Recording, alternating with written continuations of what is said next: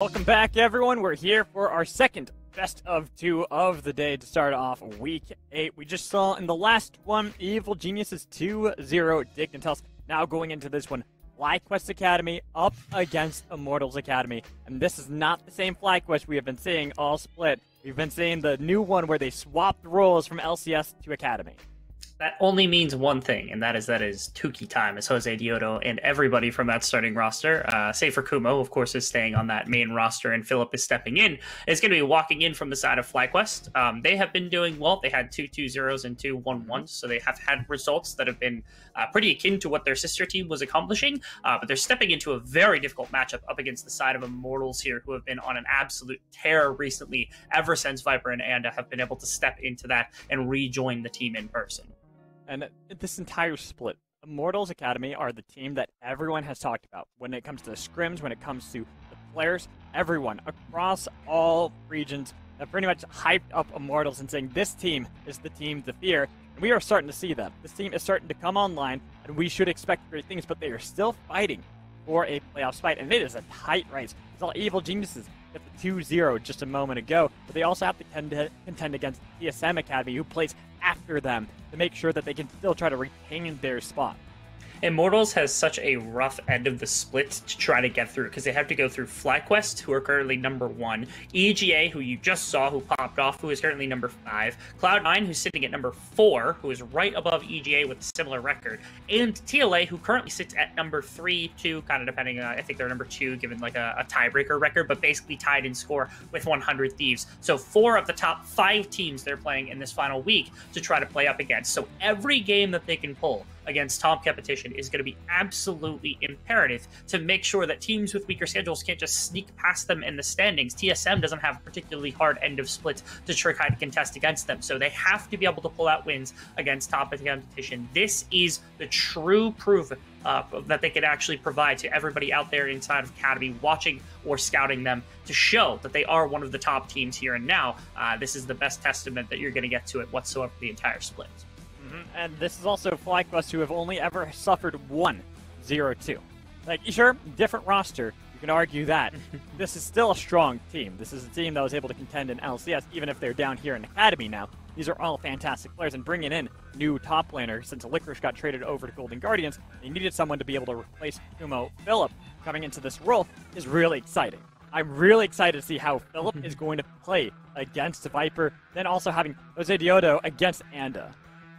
Yeah, both of them are exciting little plays because when you think about what that top side can do, Philip is potentially the weak link that this team has got. The rest of them have played together now on the LCS stage. They've been together for a fair amount of time. Philip is the one person who got added to this roster from just like immediately out of amateur, out of free agency to come in here, and stepping in for the squad is going to be the potential weak link into a team that already likes to lean into their top side. Now, in recent weeks, Immortals have been able to put more resource into Keith and Joey, being able to run things like the Callista and running out Kid Joey across the map with Thresh when you've got something positive like Ziggs on the bottom side, something safe for Keith to not worry about. So there's a lot more control that's been coming out from Immortals across the map, and they've been able to put Viper in situations where he doesn't necessarily have to play something that's very resource intensive. Things like Gwen have been very good for him to be able to kind of just like set his own pace in the one-on-one matchup. But this is one where I almost would like to see them go back to that style where they are putting a bunch of resource into making sure that Viper is going to hammer home top lane, because that feels like the weak point here for FlyQuest.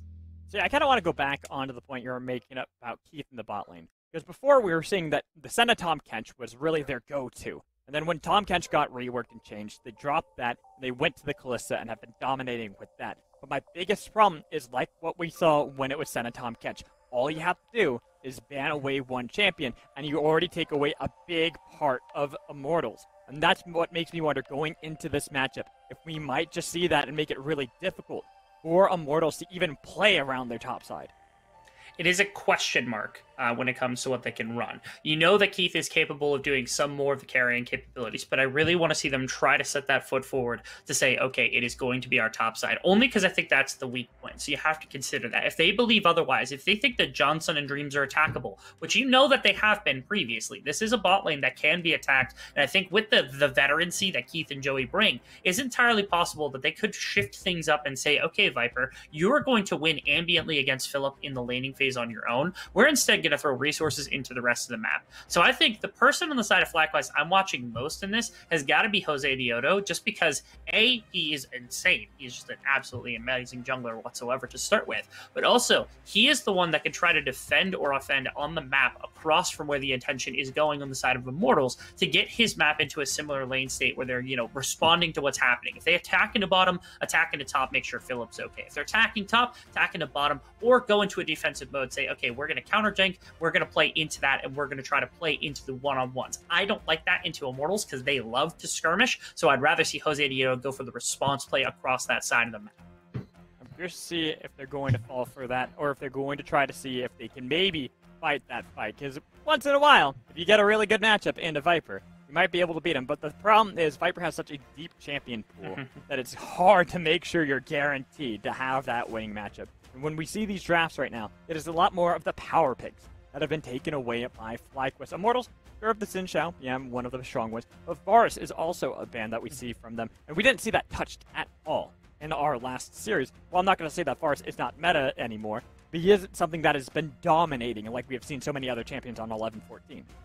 It's interesting because they've left out a number of the safe options, so things like the Ziggs, things like the Callista that are still available. Varus is the one that have been taken off the board to make sure, and FlyQuest has to know that, right, which is why they're going immediately into it to make sure that they don't have to worry about that bottom side. They can play into Ziggs, but for the most part, this typically indicates that they're going to play to the other side of the map because of how easy it is for Ziggs to not take aggression. So now, IMT, what is your game plan? You had to know Ziggs was going to be at least high on that priority list. Do you go Callista? Do you take that challenge and say, we are good enough to make aggressive plays on the bottom side, or we can control the map well enough with our Callista combination with Joey and Thresh to make things happen? They are believing in themselves to make that happen. I love the confidence coming out from Keith and Joey. Thresh, though, not my boy Set, not the boss. You don't think it's going to be the boss getting tossed into these? Or nice. I mean, Nautilus is also acceptable, but I like the boss. I like to be able to throw Set into these fights. He's one of my favorite supports to see with the Callista, just because you toss him in, immediately face breaker, you get the showstopper onto whoever you want to. It's so easy, but also being easy is a LeBlanc mid lane. Something that we need to see a lot more players putting respect onto, because it is so powerful as a blind pick. It makes me wonder, is Palafox going to go for that Lissandra counter? Yeah, it's an interesting development if we get to it. We'll get the chance to talk about how that kind of matchup has developed recently. But Pretty was amazing on it. I think we actually, some of the first series we did together, we were talking, we cast Pretty specifically on the LeBlanc as it was just stepping in, and he popped off on that pick. It's something they have a lot of confidence on. Pretty is an amazing player coming out of Greece, and he's been amazing for the side of IMT. And his performances on this pick are really good. He tends to play a little bit more for a mid-game spike than for the early spike. You're not going to see him go into lane very often before like the 10-minute mark or something. But once he starts to pick up steam, once he starts to pick up like first item boots, second item, that kind of territory, he will rip control of this game away from anybody. So FlyQuest needs some powerful champions. I like that they're not giving easily pickable champions. Lee Sin's got mobility, Renekton's got mobility, both of them very bulky, difficult for the LeBlanc to tear through. But I'm curious to see this Renekton, if it is going to go into the mid lane for Palafox. I'm expecting it to be for Phil top. I'm not really expecting it to be flexed around too much, especially not into something like a LeBlanc. That's going to be a really difficult lane to be able to manage. You're going to get poked out consistently. But there you go. There's your Thresh bot lane to make that lane a little bit more tiresome for a Zig. I don't necessarily love this combination more than anything else. In fact, I actually like Nautilus a lot more. I know they were hovering it for a long time, but Joey's Thresh has been awesome. It is. I will be 100% say. And Set also, I really like being able to throw in Set. There's a number of champions that it works with, but Thresh is really good for Joey. And this means that if they don't want to put that combination to use across the map, if instead they want to play more of like a solo scaling type Callista indirectly against the Ziggs when both supports are moving, Joey will have an amazing type of impact on this Thresh. We've seen the hooks, we've seen the lanterns. It's always impactful. His play on this champion is far and above what he's capable of doing on other champions. What he does on other champions is good. What he does on Thresh is insane. As we get into the second part of the bans, that Lissandra counter that I was talking about, it's kind of counter. We've been seeing it picked into a lot of LeBlancs. The problem with it, don't go Aftershock. Please, everybody out there, if this is just a PSA, don't go Aftershock. It's not good on Lissandra anymore. Go Electrocute if you really want to be able to do something. Or Arcane Comet, too, if you want to bully the lane. Just saying that. That's a tangent. We're getting into the draft here, because Nautilus being banned away from this bot lane. It's really interesting to see. Same with, ooh, the Poppy ban, too. I'm curious by that one, because they are the ones that banned that themselves. Are you really that worried that Viper is going to draft that?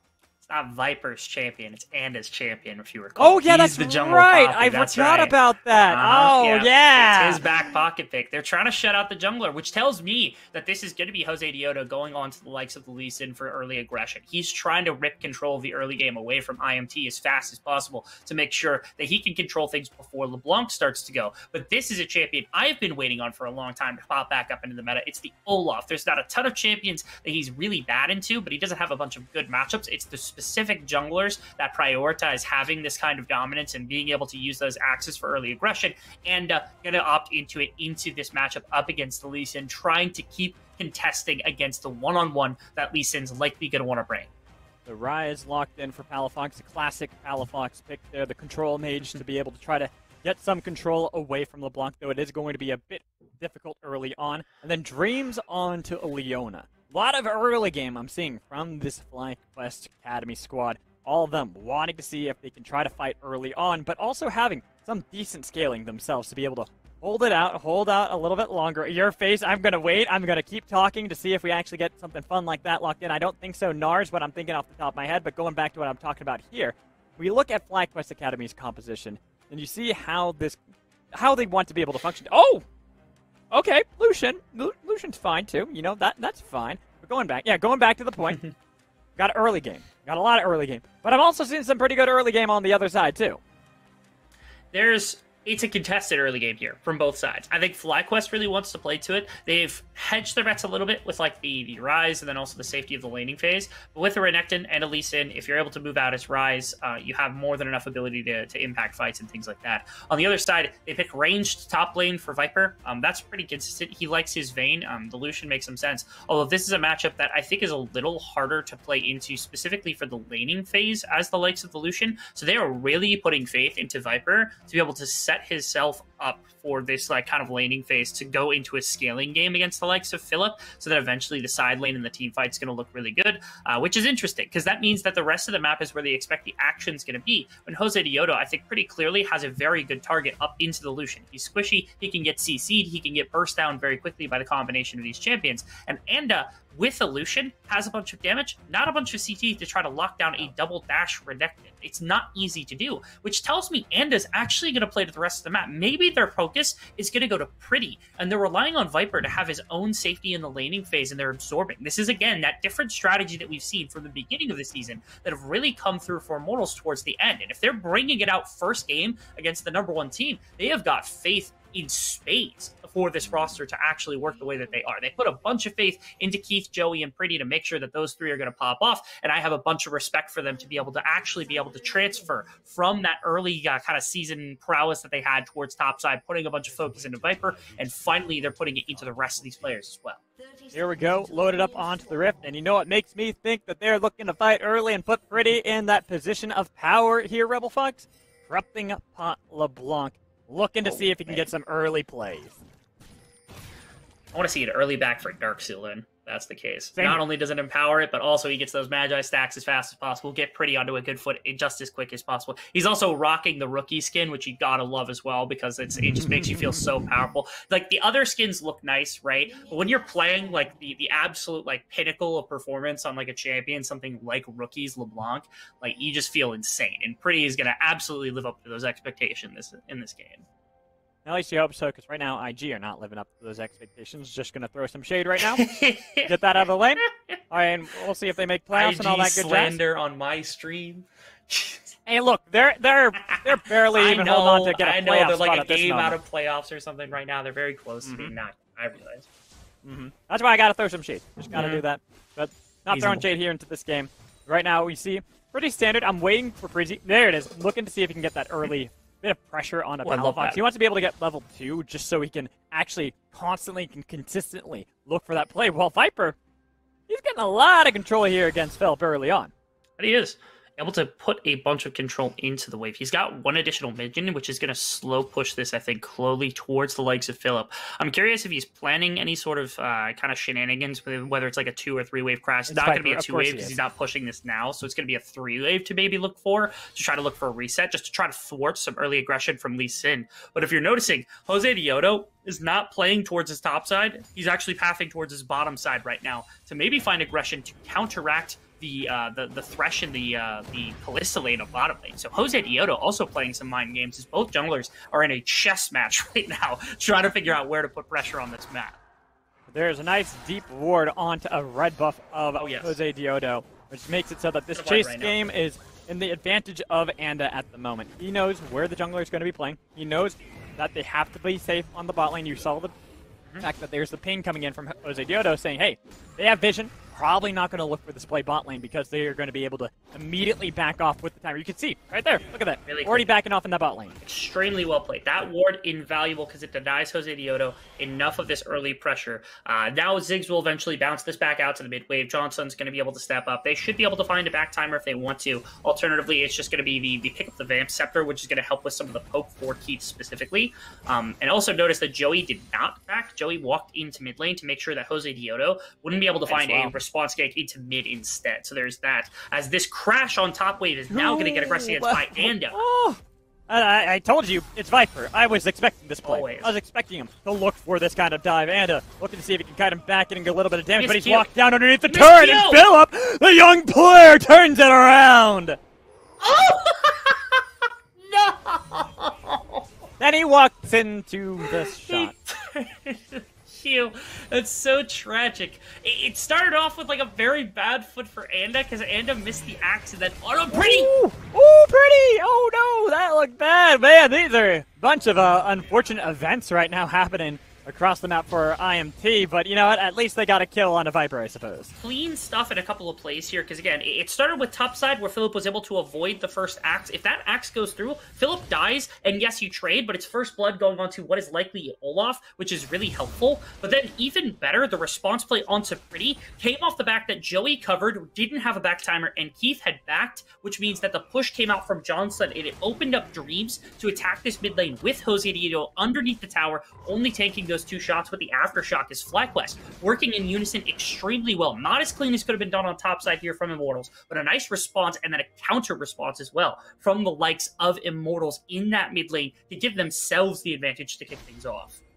I mean, I'm just right now impressed by Philip. Both being impressive by getting the kill and turning it around, but then also just walking into the queue and dying. Now, Palafox, he's looking to be able to 1v1 Pretty. He flashed away, not going to flash over the wall. Palafox, go for it. Chase him down. I believe in you. Instead, he's going to be able to turn onto Anda, and here's Jose Diodo looking to see if he can land a Q. Not going to be able to connect it, but the flash going to come in from Anda with the flash. There it is from Palafox. To be able to get the slow route and one more auto to pick up the kill. Very nicely done there from the likes of Palafox, not only bullying out the LeBlanc, but just off the back of vision because Pretty was walking in. His vision control in general from FlyQuest gave away another position of Anda coming in right there, and it costing him his life as well because he's just walking directly into a Rise. Who's able to slow him down. Doesn't have a bunch of mana right now, but another dive potential setup here onto the likes of Pretty. Joey's covering it, but there's 4 members here. Oh, but the Q landed. Going to be able to dodge away. Pretty.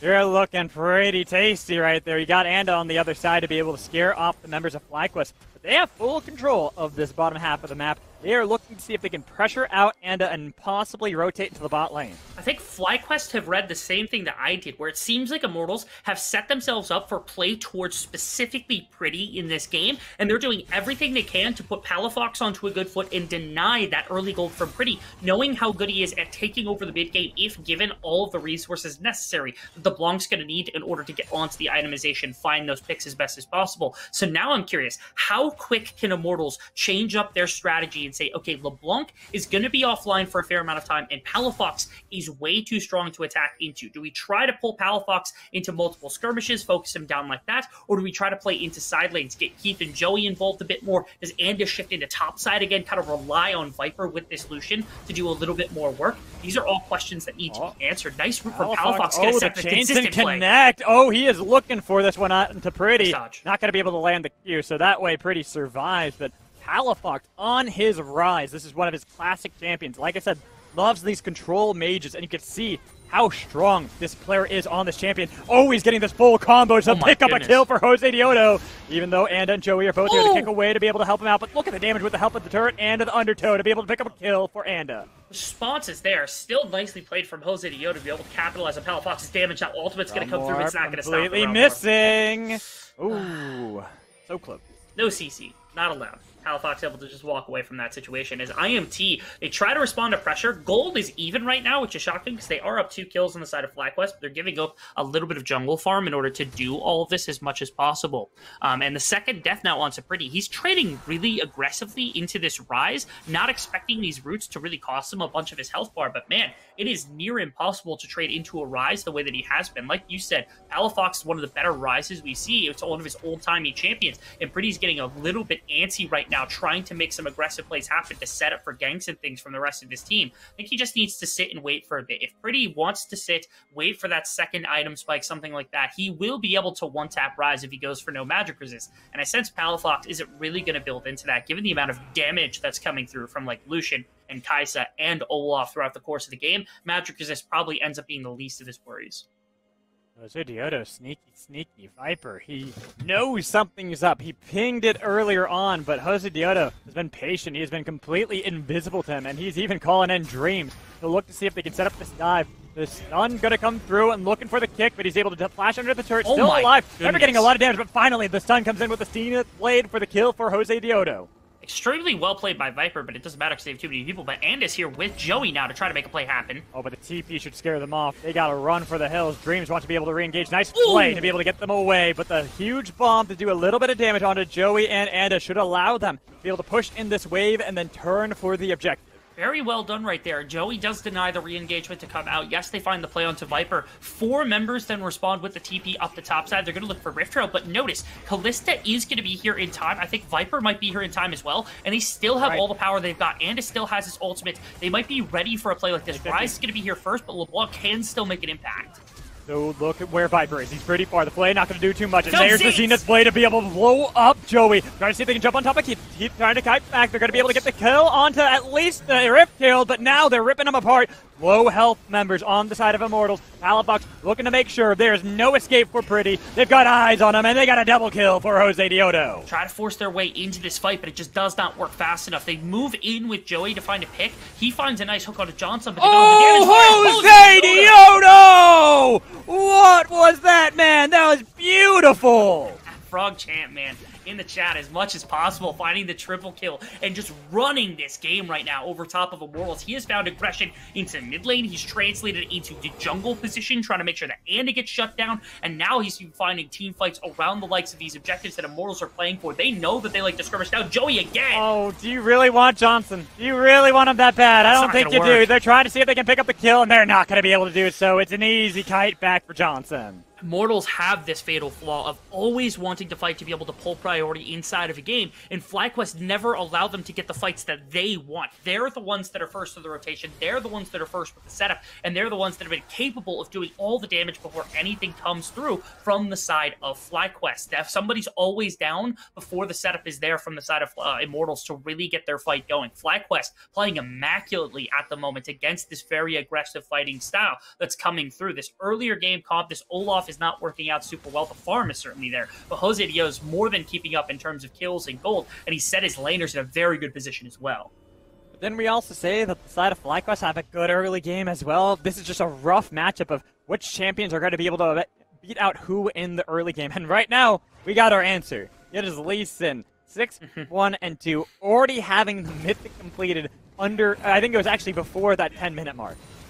unbelievable performance so far from Jose Diodo. The challenge of the junglers here was to try to find where the pressure could be applied, and Jose Diodo took it into his own hands to find it all over the place, pulls a bunch of these kills, and now has the resource necessary to really take over the remainder of the game. If Immortals want to continue this fight, this is how they have to do it. Oh my goodness. Unfortunate for Palafox there. Nearly was able to get away, but they got a shutdown for Keith. They got a plate as well.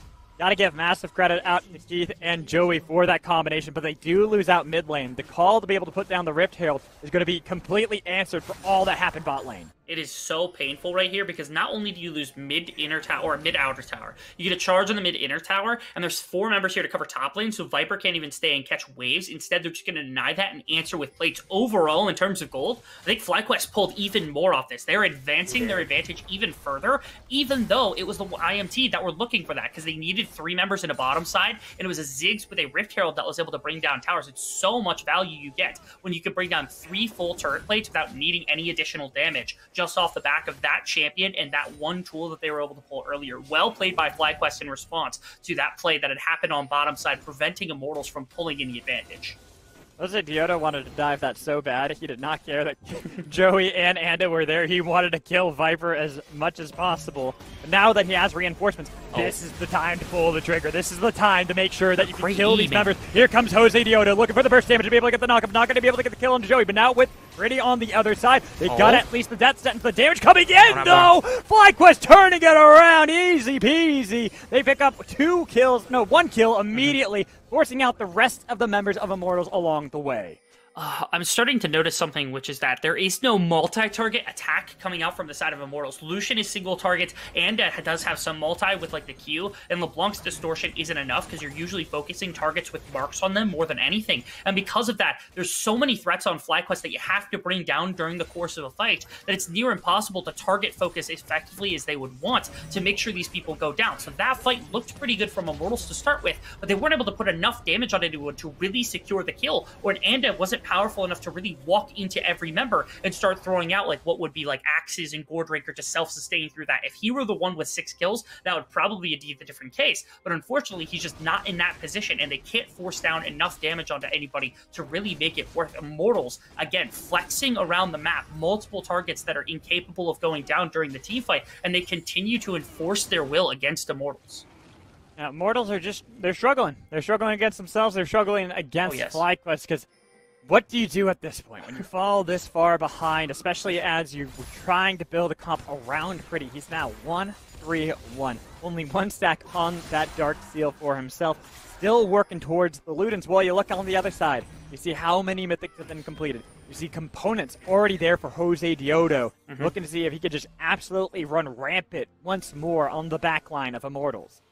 They need Olaf to get onto item 2. I think that's the next step here from the side of Immortals. If you get Olaf onto item 2 and he can soak the initial engagement, maybe there's a chance that with Kraken Slayer, with Ludens, things like that, if the same target is focused down by multiple of these members on the side of Immortals, they can bring down one at a time during the course of a team fight and try to front to back like that, especially with like the CC that comes out from Callisto Ultimate into Thresh, into what Anda is able to actually stall out for. But right now, being down 7,000 gold, I don't think even that is going to be enough to get Immortals back into this game, especially since this is not a team that has the greatest setup of macro. This is not a team that's been really impressed us with the movements and kind of the comeback, like stalling tactics that they've had. Usually when they're winning, it's off the back of advantage and it's off the back of fighting superiorly in the later stages of the game. But being down this much gold makes it so much more difficult to play like that.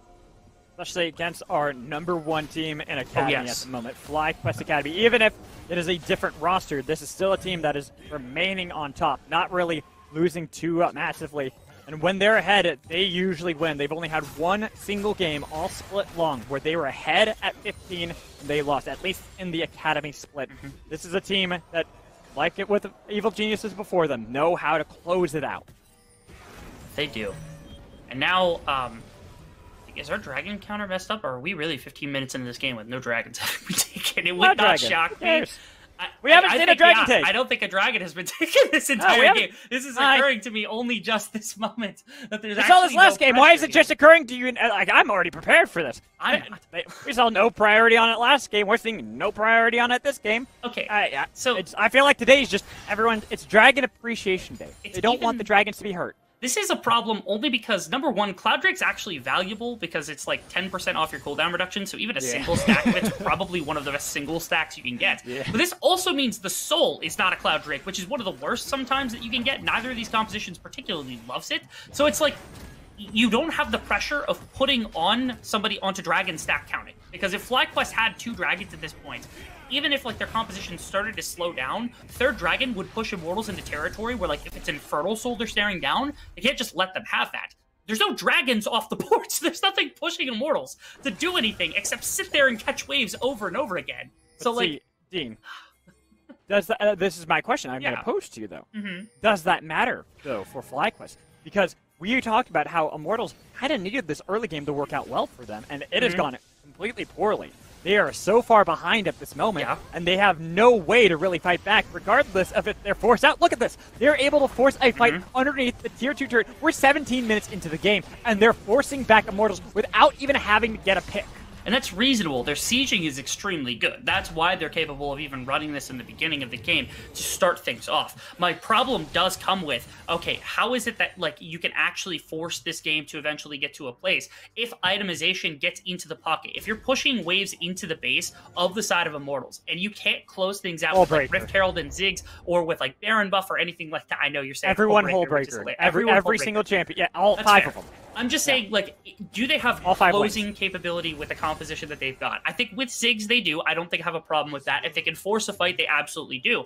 The shorter that this map gets for the side of Immortals, the harder it is for FlyQuest to get into the base, and the more waves that you suddenly start catching because they're shoved so far in all the time from, like, inhibitors being broken, maybe that's Immortals' path back in because there's nothing that's keeping them locked onto a consistent timer, but that does put more pressure onto FlyQuest. This is them saying, okay, we don't need any kind of extrinsic force, my apologies, to really force and make sure that we can win this game. We believe we can do it with just our champions and our strength that we've got alone without anything else.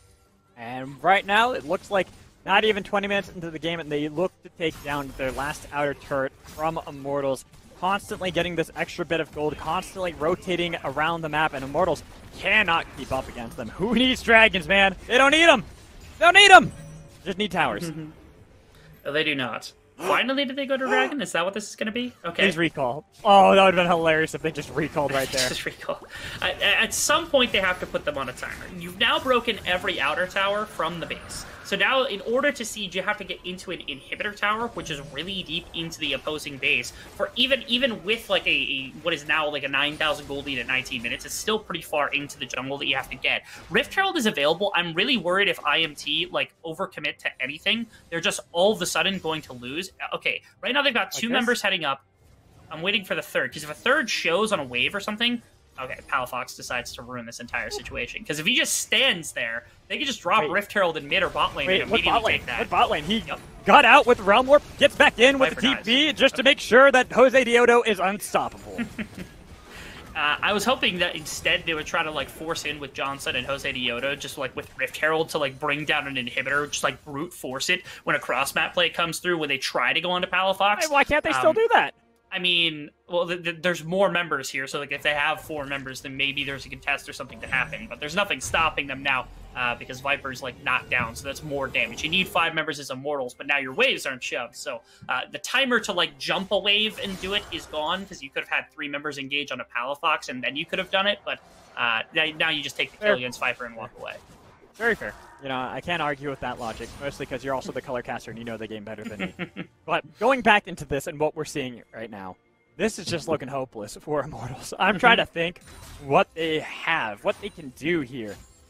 YOLO Baron Steal? A Baron Steal would be huge, and this is the worst game for that to happen for FlyQuest because they don't have the ability to actually slow down because Ziggs is their primary wave clear, Ryze their primary wave clear, so you get a bunch of magic resist on your minions. And then also you don't have dragon stacking to rely on to force them in. So even worse is like if you throw a fight and you give up 5,000 Wait, what are they doing? Fight, wait, what happened there?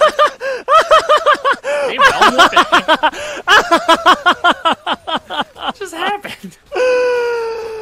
What the hell? I believe that Shirley just glitched a little bit and was able to teleport across the map. Surely you can't be serious. Oh man, that was beautiful. That was something. I think it's the new tech that FlyQuest are trying to show us. It's the magical teleporting Shelly. All right, we need a chrono break. We're gonna need to reset the game. I'm pretty sure that was spectator only. That's fair. Just because that's reasonable. how the players reacted to it, nobody was really surprised. Nobody was surprised. So it probably was just a spectator-only bug, but yeah, you're getting hyped there, thinking that the fishing line was getting something. But unfortunately, for the side of Immortals, they just are coming out empty. They're not getting any fish right now, and they are getting kited around the map consistently, making it so much more difficult for them to do anything. Philip, though, he might die to Pretty. He has to pop the Dominus. And Pretty, you can still kill him. I believe in you. Come on. Oh, he bails out of that one. Oh, does he? Does he? No, he does. No, he does not. They know that they have to go and contest Baron as fast as possible. So they do have Philip like TP after the backlist comes through. Okay, they're going to turn off. They turned off way too fast right there. Look at that. They got the pick on Anda before Ragnarok could come out, so they can get the kill for Jose Diodo, and they can continue this fight. Pretty is here, but look at the damage onto Dream's going to be able to burst down the support, but that's only the support they were able to burst. And look at Philip. He's charging. He is galloping into the fight. You got to be careful. They're going to be able to get those line to lands this time around. The flash comes in, looking for Pretty with the Realm Warp on top of him as well. They've got the slice and dice, and they were able to make the weak call, and they're looking for Viper as well. But no, Jose Diodo says nobody escapes from me. Everyone's going to die. I'll take you all to hell. That's a fantastic little play that's coming out from the side of FlyQuest. That's likely going to net them the game right here. As it was a play into the jungle. Yes, you almost find the play is pretty across the map. You needed to force really heavily right there on the side of Immortals if you wanted even a chance to try to contest against that Baron, because at that moment you had more members before the TP from Philip after the back had come through, but unfortunately you just don't have the damage. You saw how many people were able to step in front of the team, soak damage, walk back behind, and just swap your front line again and again. FlyQuest did it to a plum because they had Jose Diodo started, Palafox was able to soak some, Philip was able to soak some, Dreams was able to soak some, and the whole time there's damage dropping from everybody else. Johnson the entire time zoning people off, making sure the full engage could never come through, and it's just so hard for Immortals to force down onto one person. Their damage is not high enough. There's still no Baron to come out, so it was just a wiped team fight, so it's more gold into their pockets as slowly FlyQuest need to figure out a way to just like put the clamps on this game, because this is still a ways out. It's 15 minutes from whenever the next dragon spawns, or 10 minutes after the next dragon take, I suppose is the better way to put it, that the game really gets pressed onto a timer unless they snag Baron and are able to start sieging with Zig. So one of those two, either neutral objective, just start taking them as fast as possible, because you got more than enough gold to take team fights at this point. That they do, and they're looking to see if they can find more plays, more picks for themselves. Had that KDA for Jose Diodo. 17 is the benchmark for the most kills in Academy Summer Split so far. You'd love to be able to get that, but look at Pretty, looking for Johnson, not able to get the full combo, barely missing those ethereal chains. Get down, Mr. Johnson, says Philip right there, because he's able to take those ethereal chains like you said, and that would have been more than enough on its own, let alone that the mark was on it. As Viper continues into split push mode, trying to pull gold off the map, he is really attempting to pry away as much as he can over the course of this game. Hopefully his back comes in before this TP is able to finish, so that they can at least contest against the push here on top side. Should be able to complete and get back with the team, but you can see that in mid lane, both Joey and Ando were not in the position just yet to be able to help them out. So Viper is going to be too late to actually keep this inhibitor turret alive, and that's a massive amount of minions. So the rest of Immortals, they are now caught on the back foot. They have to make a play. They see Philip all by himself, and they're going to be able to blow him up and shut him down. One member gone. Can they find the rest of the members? But they lost the inhibitor on the way out. FlyQuest, despite losing their top laner, still come out with the advantage. Gold lead slowed a little bit from the side of Immortals. They're still down 10,000 gold, do not get me wrong. But again, without that timer in the background ticking with these dragon stacking, that's not happening from FlyQuest. Again, they need some of the sieging tools to come through. These inhibitors pushing in minions, all you're doing is dropping additional gold and experience into the pockets of Immortals permanently and preventing yourselves from collecting a bunch outside of like the jungle farm that's going to come through. So while Anda is going to suffer, that means that Viper and Pretty and Keith are going to be able to pick up more gold. So again, 10,000 gold, I'm never not going to hang my hat on the 10,000 gold team and say they should have this wrapped up. But they desperately need to pull this objective off the board, pull this Baron, and do the crippling damage necessary to set themselves up for the late game, even if it just means that they can stall out through the next couple of dragons. Because right now, if they don't do that, their sieging eventually does lose some potency if they can't walk all the way into the base to contest. One thing you forgot about when you were talking about the Ziggs on the side of FlyQuest is that Rise is amazing at taking down these objectives, taking down these Barons, and they got the pick on to Keith, trying to be able to cut it back, but he can't kite forever. They got the kill on to the ADC, and they want to be able to get more. They're forcing out Immortals. They know the Baron's up, but they got to be careful, because look at the damage coming in from Pretty. He's been able to hold on for some time, getting those items necessary to be scary. But Jose Dioto, he's on a mission. He's on the hunt, baby.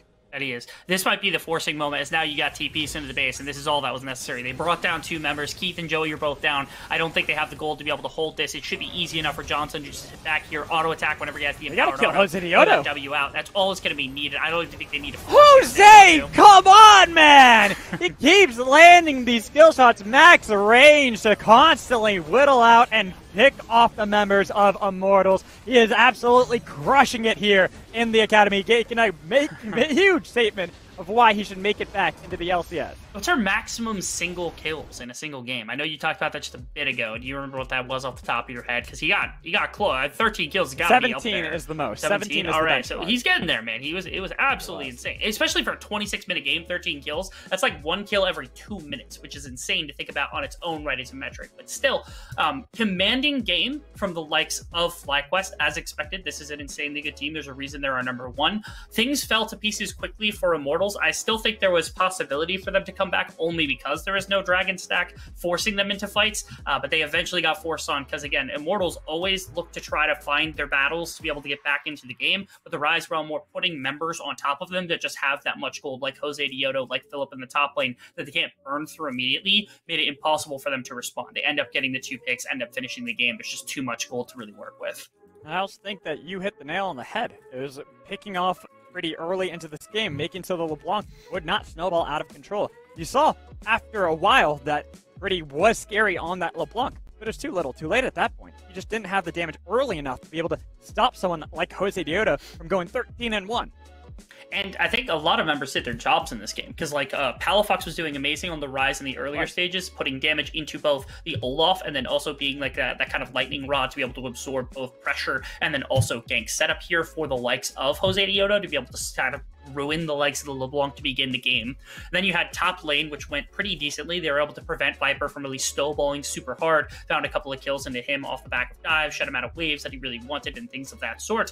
And then the biggest one is also like really far on the back foot is Johnson didn't look super impressive when it came to like kills or anything like that. KDA wasn't as high as like Jose Dioto's, but like the amount of structural damage and the amount of damage inside of team fights when they're setting around objectives, it made it impossible for a true engagement or approach to come out from the side of Immortals. So big stuff from everybody on the side of FlyQuest, putting that together very well, very cohesive as a team. It's very indicative why it is that they're currently still sitting at the #1 spot, even if they are a replacement for what was the team before. Exactly. It's a great showing for this FlyQuest Academy roster, trying to see if they can get themselves back into that LCS spot, proving that they are an incredibly strong team like the previous Academy team before them, replacing them. But, you know what? Game 1 is locked and set. FlyQuest take that in a huge way, getting 20 kills in 26 minutes. We'll be right back for some replays and getting into Game 2, so don't go anywhere.